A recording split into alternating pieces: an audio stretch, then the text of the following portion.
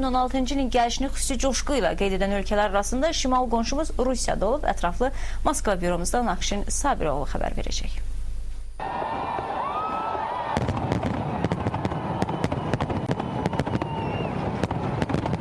Qırmızı meydanda keçirilən möhtəşəm ateşfəşanlıq yeni ilin gəlişindən xəbər verirdi. Amma ilk dəfə olaraq bu ateşfəşanlığı qırmızı meydanda izləmək sadə vətəndaşlara qismət olmadı. Meydana sadəcə xüsusi dəvətlilər girə bildi. Buna səbəb isə meydanda izdihamın qarşısını almaqdır. Moskvalılar isə yeni ili paytaxtın müxtəlif parklarında keçirilən bir-birindən rəngli bayram şənlikləri ilə qarşıladı. Ümumilikdə Moskvanın 7 müxtəlif nöqtəsindən ateşfəşanlıqları izləmək mümkündür. Bayram şənlikləri Moskvanın 40-a yaxın parkında yanvarın 17-sinə dək davam edəcək. Yeni il gecəsi qarın yağmayışı isə paytaxt sakinləri üçün heç də xoş olmadı.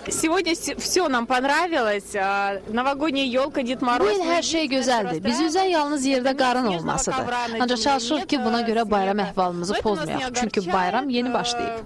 Весенняя капель на сегодняшний день не огорчает нас и праздник наступающий Новый год. Vətəndaşların digər arzusu isə yeni ilin onlara sülh və əmin-amanlıq gətirməsi, iqtisadi böhranın başa çatmasıdır.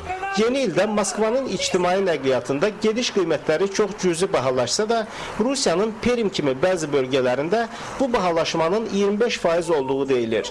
Moskvada 10 gün davam edəcək rəsmi bayram günlərində 300 min polis əməkdaşı ictimai əsayişi qoruyacaq.